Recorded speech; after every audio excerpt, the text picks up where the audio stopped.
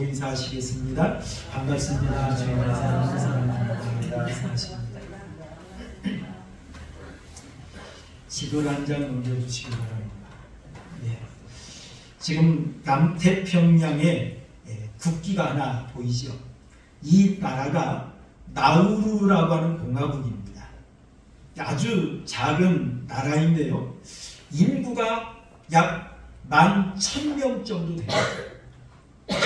인구가 11,000명이다 보니까 웬만한 읍단위 정도밖에 되어지지 않죠. 그리고 그 나라가 크기가 얼마나 되느냐면 우리 서울에 보면은 뭐 구가 많이 있잖아요. 그 한 구, 우리나라 용산구 정도 그 크기밖에 안 된다는 거예요. 아주 작은 나라입니다. 그런데 여기 이제 남태평양 한가운데 있다 보니까 철새들이 많이 왔다 갔다 하고, 그런데 강수량이 그동안에는 많지 않았다고 합니다. 강수량이 많지 않으면 농사하기가 매우 힘이 들죠. 그래서 부지런히 일을 해도 겨우 먹고 살 정도, 그 정도밖에 살지 못하는 그런 나라였습니다. 그런데 이 나라가 세계 2차 대전을 겪은 후에 희귀 물질인 인광석이 우리나라에 많이 묻혀 있다는 것을 발견을 했습니다. 여러분, 사진으로 보고 있는 이 돌이 인광석입니다. 이 인광석은 비료를 만드는데 아주 귀중하게 쓰이는 그러한 광석이라고 합니다. 이 인광석이 그 국토에 얼마나 많이 매장이 되었는지 그걸 이제 팔아가지고 많은 돈을 벌어들였습니다. 자, 그러다 보니까 이 나라에서는 그 많은 돈을 어떻게 했느냐면 국민들에게 다 나눠주는 정책을 썼답니다. 그래서 집도 공짜로 줘요. 그리고 교육도 공짜로 해줍니다. 아프면 병원에 가는데 나라에서 다 공짜로 다 치료해 줍니다. 다 무료예요. 그런데 1년에 국민 한 사람당 1억씩 줍니다. 얼마나 좋은 나라입니까? 국민 한 사람당 1억을 줘요. 우리 집은 6억 받아야 됩니다. 얼마나 좋은 나라입니까? 그러다 보니까 사람들이 수십억짜리 슈퍼카를 타고 다니시는 거예요. 어디를 가면, 해외를 나가면 자가용 비행기를 타고 해외를 갑니다. 조그만 땅덩어리임에도 불구하고 몇백 미터를 가도 자가용을 끌고 가야 됩니다. 그리고 힘든 일을 하지 않으려고 그래요. 그래서 외국인 근로자들을 다 데려다가 힘든 일을 다 시켰습니다. 돈만 주면 되니까. 심지어 공무원들도 외국인 사람들을 데려다가 공무원을 시킬 정도, 그 정도가 되었다는 거예요. 그런데 여러분, 시간이 지나다 보니까 이 광물은 어떻습니까? 처음에는 땅 파면 나오죠. 그런데 이걸 자꾸 파면 더 이상 나올 게 없는 거예요.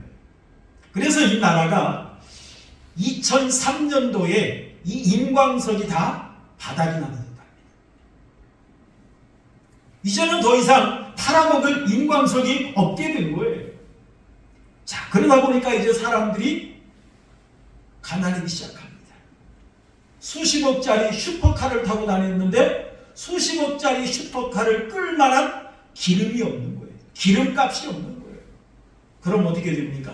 다 고철덩이가 되는 거예요. 그동안 너무나도 풍부하게 누리고 살았습니다. 그러다 보니까 힘든 일 하기 싫은 거예요. 그래서 사람들이 점점점 가난하게 되었답니다. 세계 최고의 부자 나라가 지금은 세계 최고의 가난한 나라가 되었다는 거예요. 여러분, 세상의 즐거움, 세상의 쾌락, 세상의 부귀 영화, 참 이것이 주어졌을 때는 너무너무 좋아요. 너무너무 행복해요. 그런데 여러분, 여기에 빠져서, 여기에 유혹이 되어서 진정 소중한 것을 대비하지 않고 진정 소중한 것을 챙기지 않으면 그 인생은 망할 수밖에 없다는 사실입니다. 여러분, 우리 신앙생활도 마찬가지인 것 같습니다. 정말 우리가 예수 믿으면 복 받습니다. 예수 믿으면 만사형통합니다. 예수 믿으면 잘 됩니다. 예, 좋은 말씀이에요. 하지만 여러분, 거기에 빠져버리면 죄송하지만 십자가가 사라져요. 십자가가 빠져버린 기독교 허울 뿐이죠. 껍데기일 뿐입니다. 무능력한 기독교가 될 수밖에 없습니다. 여러분, 오늘 본문의 말씀을 보면 예수님께서 십자가의 고난을 앞에 놓고 계십니다.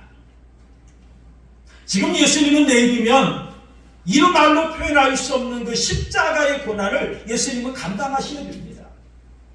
그럼에도 불구하고 예수님은 예수님의 고난에 대해서 말씀하지 아니하십니다.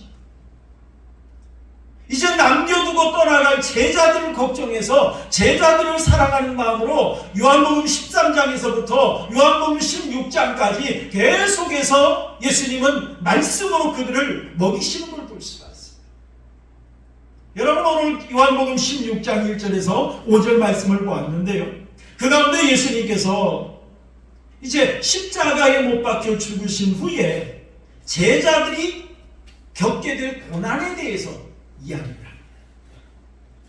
그러면서 예수님께서 제자들이 고난을 받지만 이 고난으로 끝나는 것이 아니라 예수님께서 성령님을 보내주시겠다라고 하시면서 제자들을 위로하고 격려하는 이런 내용이 담겨있는 것이 바로 오늘 1절에서 15절까지의 말씀입니다.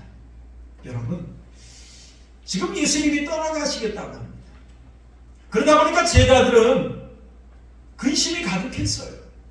그런 제자들에게 예수님은 오늘 말씀을 통해 귀한 메시지를 주고 있어요. 귀한 은혜를 깨닫게 하고 있습니다.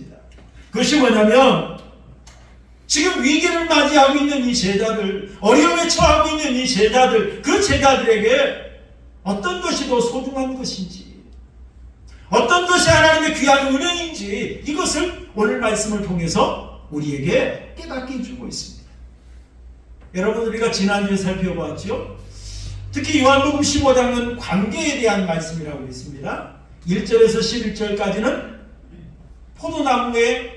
포도나무와 그 가지의 비유를 통해서 예수님과 성도들의 관계를 말씀을 하셨어요.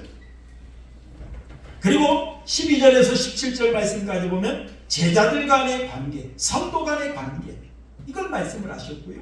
그 다음에 18절에서 27절 말씀까지 보면 성도와 세상과의 관계. 자, 그런데 여러분, 이 세상이 어떻게 한다고 그랬죠? 우리 한번 읽어볼까요? 요한복음 15장 19절 우리 함께 보겠습니다. 요한복음 15장 19절 시작. 너희가 세상에 속하였으면 세상이 자기의 것을 사랑할 것이다.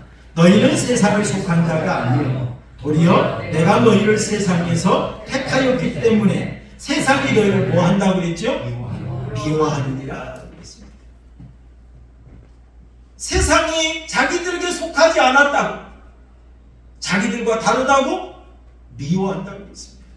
자, 그런데 오늘 16장에 보니까 그 미워하는 것이 구체적으로 어떤 것인가를 말씀합니다.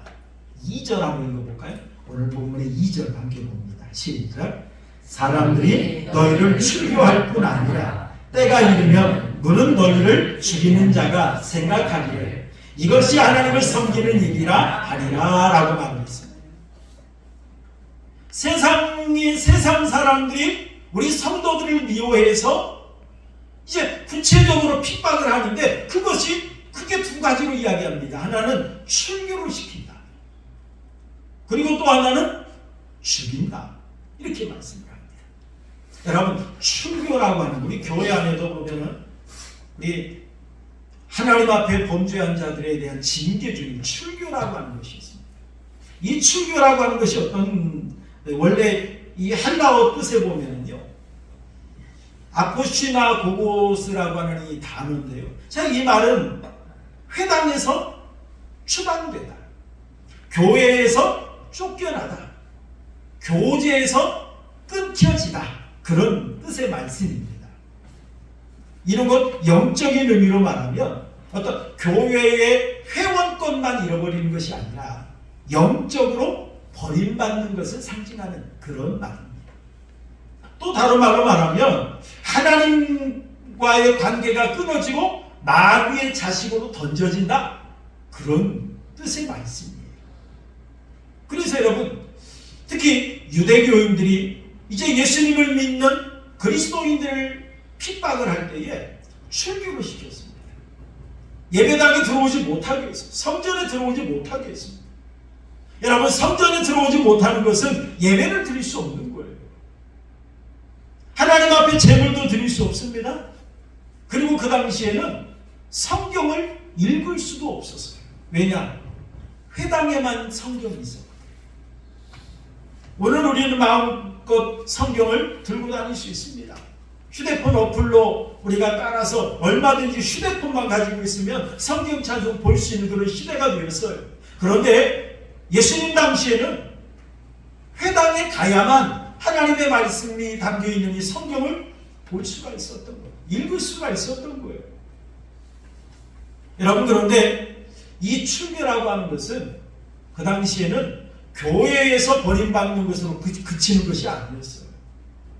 이 출교를 당한다라고 하는 것은 종교적으로 버림받는 것을 떠나서 경제적, 사회적 활동으로부터 버림받는 그러한 것이었어요. 그래서 여러분, 자기들과 신앙이 다르다는 것 때문에 직장에서 쫓겨나요. 신앙이 다르다는 것 때문에. 신앙이 다른 종교를 믿는다는 것 때문에 집안에서도 쫓겨나는 겁니다. 우리나라 같은 경우는 어떻습니까? 호적을 파는 거죠. 또 다른 말로 표현하면 사람이 죽으면 장례를 치르는데 가족묘지가 있잖아요. 그런데 미운 짓 한 사람은 어때요? 그 가족묘지 못 들어오게 하잖아요. 그런 것과 같은 거예요. 집안에서 추방을 시켜버려요. 그런 것이었습니다. 여러분, 친구들과의 교제도 끊어집니다. 이것이 바로 출교였어요. 자, 그만큼 유대교인들이 예수님을 믿는 그리스도인들을 가르쳐서 이처럼 출교를 하고 핍박을 하고 소외를 시킬 것을 예수님은 말씀하셨어요. 그 말을 듣자 제자들은 두렵기도 했을 겁니다. 걱정이 태산이었을 것입니다. 그런데다가 예수님이 한 가지 더 말씀을 하십니다. 그게 뭐냐면 예수님이 제자들을 떠나시겠다고 말씀을 하십니다. 예수님이 제자들을 떠난다라고 하는 것은 이 제자들은 지금 누구 믿고 여기까지 따라왔습니까? 3년 반 동안 지금 누구만 바라보고 따라왔습니까? 예수님만 바라보고 왔잖아요. 예수님 따라가면 성공할 수 있어. 예수님만 따라가면 예수님이 나라를 건설할 때에 한 자리씩 차지할 수 있어. 그러면서 지금까지 예수님만 믿고 따라왔거든요. 종종 예수님이 십자가에 못 박혀 죽으실 걸 말씀하자 제자들은 말렸어요. 주여, 그리하지 마옵소서. 왜 말렸을까요? 예수님이 돌아가시면 우리는 뭐가 됩니까? 예수님이 돌아가시면 우리 희망은 사라집니다. 우리 기대는 다 무너집니다. 그런 뜻으로 주여, 그리하지 마옵소서 라고 하면서 예수님을 말렸던 것입니다. 지금까지 기대했던 예수님, 지금까지 희망을 걸었던 예수님, 지금까지 믿고 따라왔던 예수님, 이런 예수님이 떠나시겠다고 하니까 제자들은 걱정이 태산이었어요. 그래서 여러분, 우리 5절 6절 한번 읽어볼까요? 5절 6절 함께 보겠습니다. 시작. 지금 내가 나를 보내신 이에게로 가는데 너희 중에 나더러 어디로 가는지 묻는 자가 없고 도리어 내가 이 말을 함으로 너희가 마음에 무엇이 가득하도다? 근심이 가득하도다. 그렇습니다. 지금 예수님이 제자들에게 너희가 세상과의 관계 속에서 세상이 너희를 미워할 것이고 그리고 세상 사람들이 너희를 출교를 시키고 심지어 너희를 죽이기까지 할 거다. 그 말을 들을 때 너무너무 두려웠습니다. 그런데 지금까지 믿고 따라왔던 예수님이 자기들 곁을 떠나시겠다는 거예요. 그러자 이 제자들은 지금 너무나도 근심이 가득할 수밖에 없었습니다. 지금 자기들에게 닥쳐올 고난, 자기들에게 닥쳐올 죽음, 이것만도 너무너무 두려운데 자기의 모든 희망들이 지금 다 사라지고 지금까지 3년 반 동안 투자했던 모든 것이 다 헛수고되는 이런 시간. 그러다 보니까 지금 자기들 걱정이 너무너무 태산이었어요. 그런 상황에서 주여 어디로 가시나이까? 주여 무엇하러 가시나이까? 라고 하면서 예수님에게 물어볼 겨를이 그들에게는 전혀 없었다 이 말이에요. 그런 물어볼 겨를이 없었어요. 그 모습을 보신 예수님께서 우리 7절 이렇게 말씀하십니다. 우리 한번 읽어볼까요? 7절 함께 봅니다. 시작. 그러나 내가 너희에게 실상을 말하노니 내가 떠나가는 것이 너희에게 유익이라. 내가 떠나가지 아니하면 보혜사가 너희에게로 오시지 아니할 것이요 가면 내가 그를 너희에게로 보내시리니 라고 이처럼 말씀했어요. 그런 제자들에게 예수님이 위로하시면서 말씀합니다. 내가 떠나가는 것이 너희에게 유익이다. 여러분, 유익이다 이 말은 도움이 된다 그런 말이에요. 너희들에게 더 좋은 것이 주어지는 시간이다 그런 말씀입니다.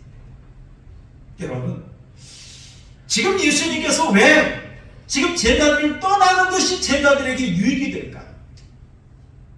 예수님의 사명은 이 땅에 오셔서 우리의 죄를 대속하시고 사망 권세 이기시고 부활하신 후에 우리가 영원히 거할 처소를 예비하기 위해서 하나님의 나라에 가셔야 되는 분이 바로 예수님이십니다. 자, 예수님이 그냥 떠나가 버리면 지금 제자들 걱정했던 것처럼 모든 희망이 사라져요. 허탈해져요. 그런데 예수님은 사명을 따라 가시지만 예수님 가시는 것으로 그치는 것이 아니라 성령 하나님을 보내주시겠다는 거예요. 성령 하나님을 우리에게 보내주시는데 그것이 바로 제자들에게는 더 큰 유익이 된다는 거예요. 여러분, 보혜사가 너희에게로 오시지 아니할 것이요 라고 말했죠. 이 성령 하나님을 보혜사라 이렇게 표현했습니다. 여러분, 보혜사라는 말은 곁에서 돕는 자다, 위로자다, 변호자다 그런 말이에요. 여러분, 예수님께서 떠나가시면서 보내주실 성령 하나님이 우리에게 다가오셔서 우리를 항상 도와주실 것이고 우리를 변호해 주실 것이고 우리를 위로해 주실 것이기 때문에 너희에게는 더 큰 유익이 될 거다 라고 하면서 예수님께서 제자를 위로하시는 모습을 볼 수가 있습니다.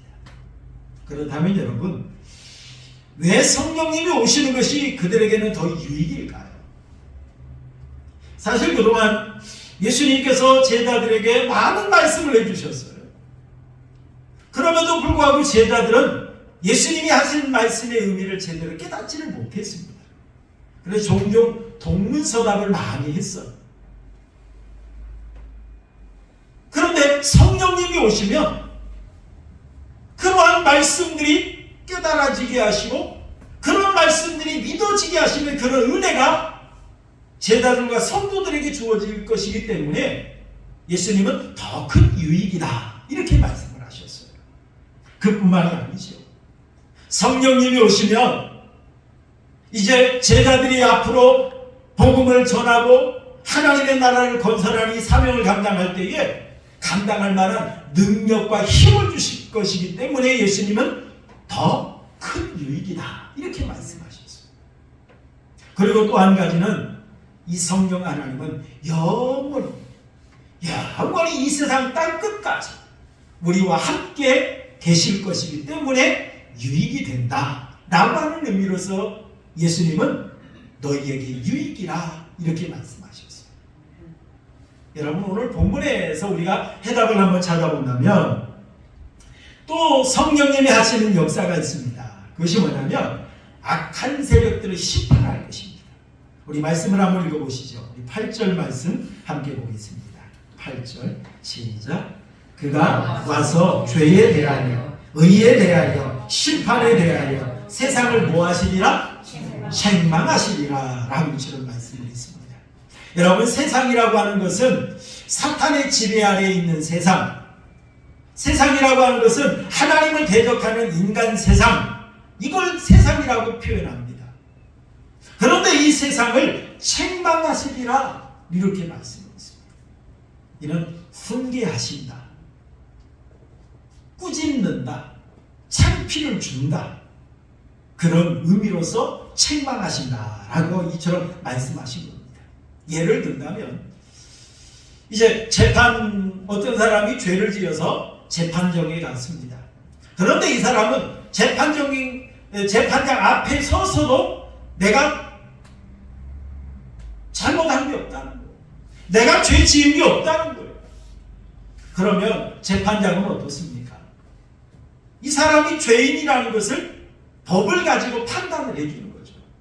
당신은 이러한 잘못을 했기 때문에 당신은 죄인입니다. 그러므로 당신은 이러한 형벌을 받아야만 합니다. 라고 재판장이 분명하게 말해주지 않습니까? 그런 것처럼 이 세상에 하나님을 알지 못하는 사람이, 하나님을 대적하던 사람들이, 사탄의 지배 아래에 살던 사람들이 죄인이라는 사실을 분명하게 깨닫게 해주시는 그런 분이 바로 누구냐? 그분이 바로 성령 하나님이다 라고 하는 것을 예수님은 말씀하고 있습니다. 사실 우리 9절 말씀에 보니까 죄에 대하여라 하면 그들이 나를 믿지 아니하며 라고 말하고 있어요. 여러분, 죄가 뭘까요? 우리가 죄라고 하는 것은 우리가 이 세상 사람들이 인정하는 어떤 도덕적, 윤리적, 잘못된 이것을 우리는 일반적으로 죄라고 말을 합니다. 그런데 여러분, 성경에서는요, 그것을 죄라고 말하지 않습니다. 우리가 도둑질하거나 거짓말하거나 살인하는 것은 우리가 죄인이기 때문에 그 죄인의 삶에서 나타나는 죄악된 하나의 증상들일 뿐입니다. 그렇다면 여러분, 진정한 죄란 뭐냐? 하나님을 믿지 않는 거예요. 하나님을 믿지 않는 거예요. 하나님을 믿지 않고 하나님을 알지 못하는 자들이 사탄의 지배 아래에서 살면서 거짓말도 하고 도둑질도 하고 사람도 죽이고 이런 일들을 행하는 겁니다. 그래서 여러분, 이 죄라고 하는 것은 하나님께서 베풀어 주신 은혜를 거절하는 거예요. 이게 죄입니다. 또 여러분, 죄라고 하는 것은 나의 삶에서 하나님의 간섭을 몰아내는 거예요. 하나님 간섭하지 마세요. 하나님 내 마음대로 살 거예요. 내 뜻대로 살 거예요. 그러면서 하나님을 거절하는 거, 이게 죄입니다. 또 여러분, 죄라고 하는 것은 내 삶을 내 마음대로 살아가는 거예요. 내 마음대로. 내가 하고 싶은 대로, 내 욕심대로, 내 쾌락대로 살아가는 것, 이것이 바로 여러분 죄입니다. 그런데 세상 사람들은 이것을 뭐라고 표현합니까? 자유라고 표현합니다. 내 자유야. 이것이 진정 자유로운 것, 자유스럽다고 표현합니다. 그런데 여러분, 이건 진정한 자유가 아니에요. 여러분, 자유라고 내 마음대로 행하고, 자유니까 내가 남의 것 마음대로 가져가고, 내가 자유니까 남의 생명도 마음대로 해치고, 이게 자유입니까? 그건 지옥이죠. 그건 지옥입니다. 여러분, 자유란 내 마음대로 하는 것이 자유가 아니에요. 근데 세상 사람들은 이것을 자유라고 합니다. 여러분, 요즘 자유라는 것 때문에, 개인의 인권이라는 것 때문에 우리 사회가 얼마나 타락해가는지 몰라요. 요즘에는요, 어디 가서 너무너무 우리가 말 한마디 하는 것도 조심스럽고요, 행동하는 것도 너무너무 우리가 조심스럽습니다. 옛날에는 정말 우리가 그저 그냥 아무 생각 없이 했던 말들도 요즘에는 다른 사람에게 상처를 줄 수 있고, 그렇기 때문에 우리가 조심해야 됩니다. 그런데 여러분, 인권, 자유, 이것을 가지고 어떤 자기 어떤 편안함, 자기 하고 싶은 대로 마음껏 누리려고 하는 그런 것이 있습니다. 세상 사람들이 이것이 편리함이라고 생각해요. 그러나 여러분, 하나님 앞에는 그것이 옳지 않는 경우가 너무너무 많이 있습니다. 이러한 것들을 누가 알게 하시느냐? 성령 하나님이 알게 하신다는 거죠. 성령 하나님이 우리 안에 찾아오셔서 그것을 깨닫게 하신다는 거예요. 여러분, 성령 하나님이 우리 안에 찾아오셔서 왜 하나님의 뜻을 거절하는 것이 죄인지, 하나님의 은혜를 거절하는 것이 죄인지, 내 마음대로 살아가는 것이 왜 안 되는 것인지, 이런 것들을 알려주신 분이 바로 성령 하나님이라는 사실입니다. 그러게 여러분 10절 말씀에도 보니까 의에 대하여라 함은 내가 아버지께로 가니 너희가 다시 나를 보지 못하니요 라고 말했어요. 여러분 의라고 하는 거예요. 여러분 어떻게 죄인이 변하여 의인이 됩니까? 여러분 죄인이 변하여 의인이 되는 것은 예수님의 십자가의 대속의 은혜로 되어지는 줄로 믿습니다. 예수님의 십자가의 은혜로 말미암아 내가 죄 씻음 받고 예수님의 십자가의 은혜로 말미암아 내가 하나님의 자녀가 되어지고 내가 하나님 나라의 백성 되는 줄로 믿습니다. 그런데 여러분 이러한 십자가의 은혜를 세상 사람들은 어때요? 미련한 것이라고 생각합니다. 예수님의 십자가를 실패작이라고 말합니다. 여러분 우리 기독교는 십자가를 자랑하는 종교잖아요. 십자가를 드러내는 십자가 그것만을 자랑하는 것이 아니라 예수님의 십자가의 대속의 은혜를 강조하는 그런 말이죠. 여러분 우리가 죄인이 변하여 의인이 될 수 있는 것은 이 은혜를 믿음으로 말미암아 우리가 죄인이 변하여 의인이 된다는 사실입니다. 우리 말씀을 한번 읽어볼까요? 빌립보서 3장 9절 우리 함께 보겠습니다. 빌립보서 3장 9절 시작. 내가 가진 의는 율법에서 난 것이 아니요 오직 그리스도를 믿음으로 말미암은 것이니 곧 믿음으로 하나님께로부터 난 의라라고 말했어요. 유대인들은 율법을 잘 지킴으로 나는 의인이야 자랑했어요. 그러나 여러분 아무리 내가 율법을 잘 지킨다 할지라도 내가 지금까지 지었던 죄를 씻을 수 있는 방법이 없어요. 내가 그 문제를 해결하지 않으면 나는 죄인일 뿐이에요. 그런데 유대인들은 율법을 지킴으로 자기들은 의롭다라고 자랑을 했어요. 거룩한 척했어요. 그러나 하나님은 분명히 말씀하십니다. 죄인이 변하여 의인이 되는 것은 예수님의 십자가의 은혜를 믿음으로 말미암아 된다는 사실을 우리에게 분명히 알려주고 계십니다. 또 여러분 말씀을 한번 읽어볼까요? 에베소서 2장 8절 함께 보겠습니다. 시작. 너희는 그 은혜에 의하여 믿음으로 말미암아 구원을 받았으니 이것은 너희에게서 난 것이 아니요 하나님의 무엇이라고요? 선물이라 라고 말했습니다. 하나님의 전적인 은혜예요. 하나님의 선물이에요. 이 귀한 은혜를 이 귀한 하나님의 역사를 우리에게 알려주신 분이 누굽니까? 성령 하나님인 줄로 믿습니다. 성령 하나님이에요. 그런데 세상 사람들이 이걸 알지 못하는 거죠. 여러분 알지 못하는 그 자체로 이미 그들은 심판을 받은 거예요. 11절 한번 읽어볼까요? 11절 함께 봅니다. 시작. 심판에 대하여라 하는 이 세상 임금이 심판을 받았습니다 라고 말합니다. 여러분 이 세상 임금은 이 세상의 공중권세 잡은 자 마귀 사탄을 가리키는 거예요. 여러분 마귀는 인간의 생각과 가치관을 지배하며 살아가는 그런 존재, 이게 마귀예요. 자기에게 충성할 것을 요구하고 자기가 구원자인 것처럼 자기가 복을 주는 자인 것처럼 많은 사람을 속이는 자가 이게 바로 사탄입니다. 그래서 항상 우리를 유혹하죠. 그런데 이 사탄은 우리보다 힘이 더 셉니다. 영적인 존재이기 때문에 우리 인간의 힘으로는 감당할 수 없어요. 그런데 이 사탄을 누가 이기셨습니까? 예수님이 이기신 줄로 믿습니다. 예수님이 십자가에 못 박혀 죽으심으로 우리의 죄를 대속하시고 사망 권세 이기시고 부활하심으로 말미암아 예수님이 진정한 승리자가 되신 줄로 여러분 믿으시기를 바랍니다.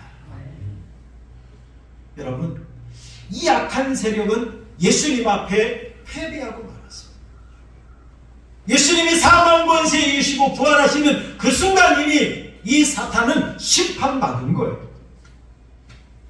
그 능력을 상실해버리고 말았습니다. 여러분 무당들을 보면 어떻습니까?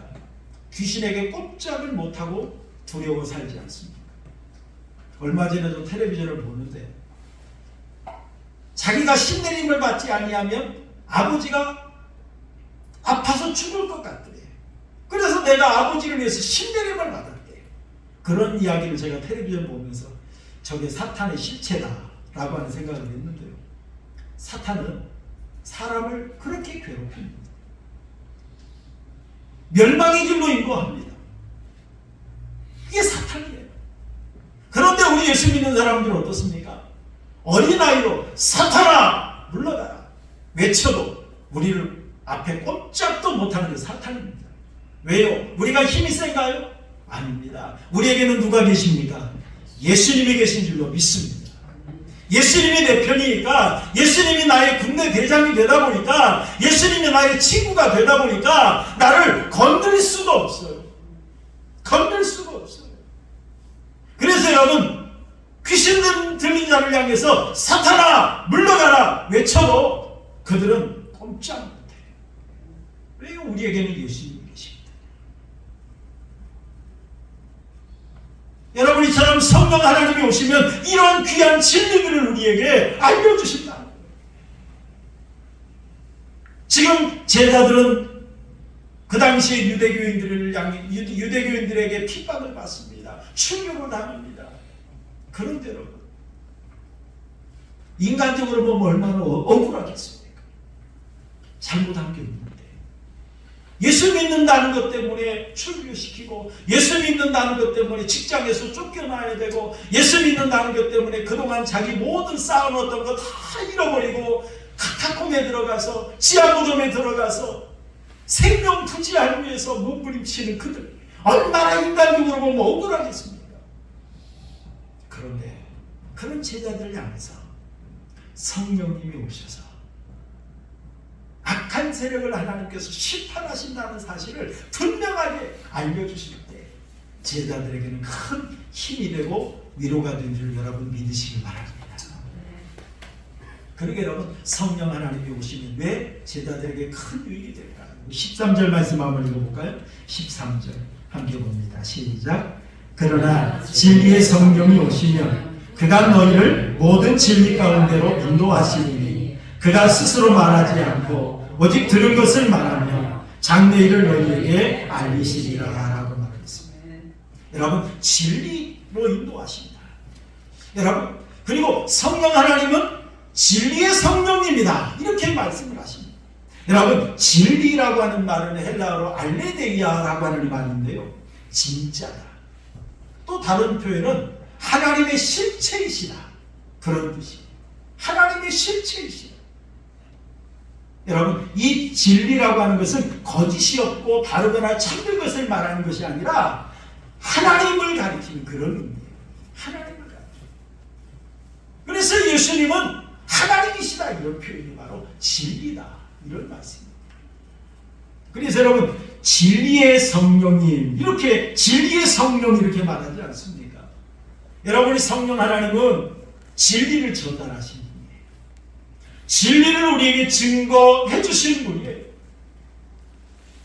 진리가 무엇인지를 밝히 알려주시는 영, 이분이 바로 성령 하나님이라는 것입니다.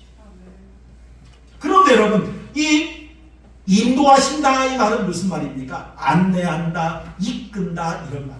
우리를 진리에게로 이끌어가요. 우리를 진리에게로 안내해 주어요. 이분이 바로 성령 하나님이 하시는 역사라는 사실이에요. 우리 말씀을 한번 읽어볼까요? 요한복음 15장 26절 함께 봅니다. 시작. 내가 아버지께로부터 너희에게 보낼 외사 곧 아버지께로부터 나오시는 진리의 성령이 오실 때에 그가 나를 뭐 하실 것이요? 증언하실 것이요. 여러분, 성령님이 오셔서 예수님을 증거해 주세요. 왜요? 예수님이 하나님이시잖아요. 예수님이 구원자이시잖아요. 이러한 예수님에게로 진리의 성령님이 인도하시며 증언해 주신다라고 말했어요. 그래서 여러분이가 요한복음 16장 13절 말씀에 보니까 그가 스스로 말하지 아니하고 라고 말했어요. 여러분, 스스로 말하지 않는다 이 말은 자체적으로 말하지 않는다, 자기 마음대로 말하지 않는다, 그런 말이에요. 여러분, 성령 하나님은 자기 힘으로 말씀하지 아니하십니다. 그렇다면 성령 하나님은 무엇으로 말씀하실까요?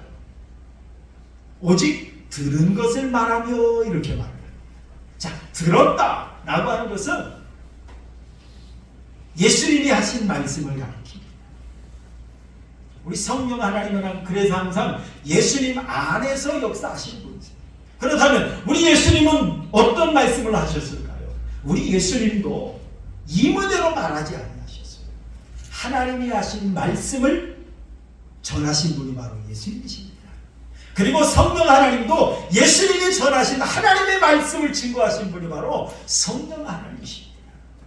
그래서 여러분, 우리는 성령 하나님을 우리는 오해해서는 안 돼요. 여러분, 우리 성령 하나님은 인격적인 하나님이십니다. 우리 성령을 우리 함부로 우리가 표현해서 안 돼요. 어떤 목사님은 설교하면서 이렇게 말씀하시죠. 성령 받으라, 성령 받으라. 이런 말하는 사람들을 보면 정말로 자기는 즐거움을 한대요.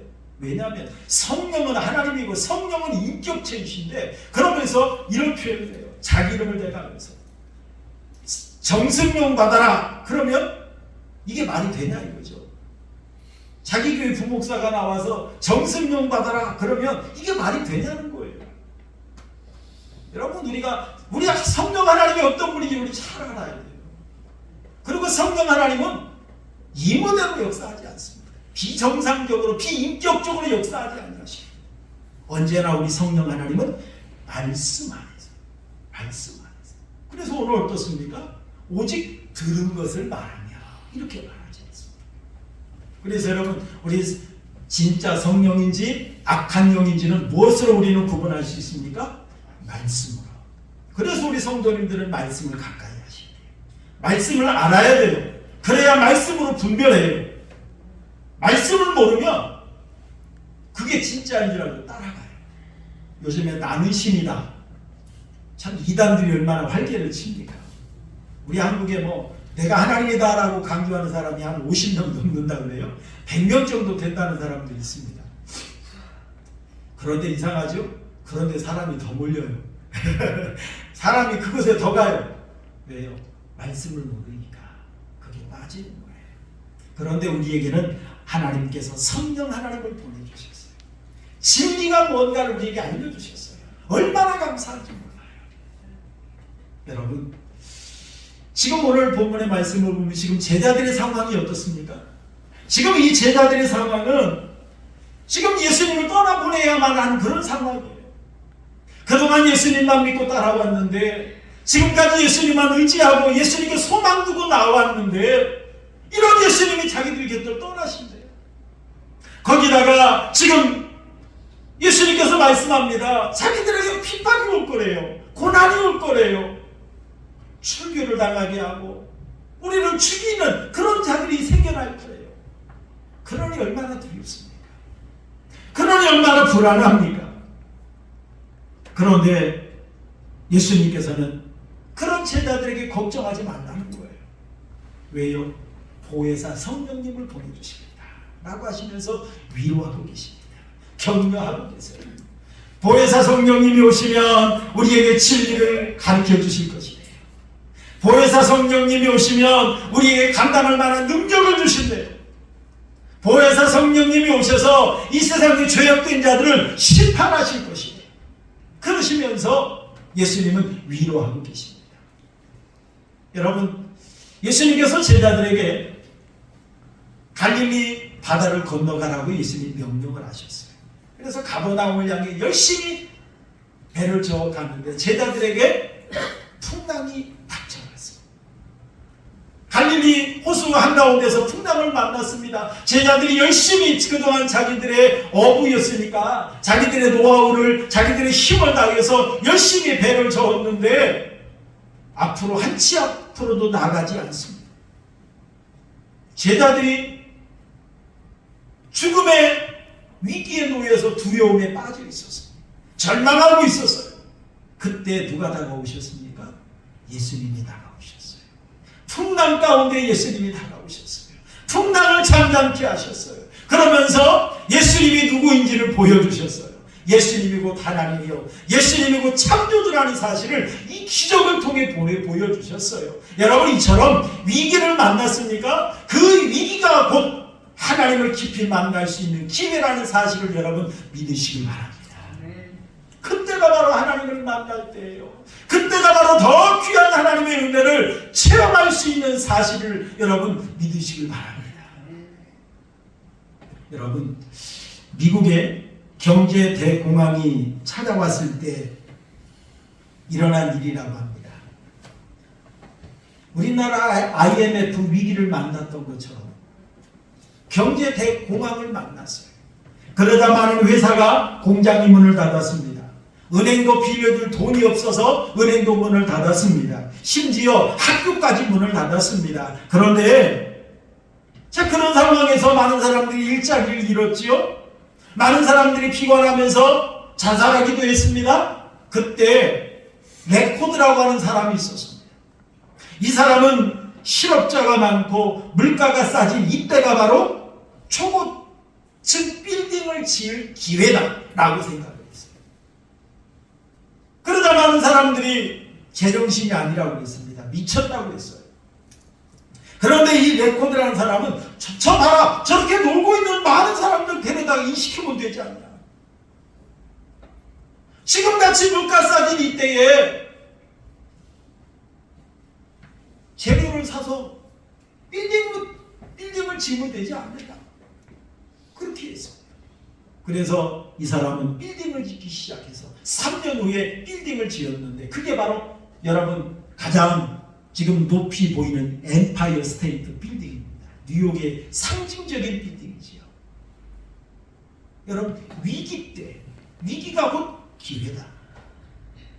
그렇게 생각하면서 이 빌딩을 지었습니다. 여러분, 또 존 템플턴이라고 하는 사람은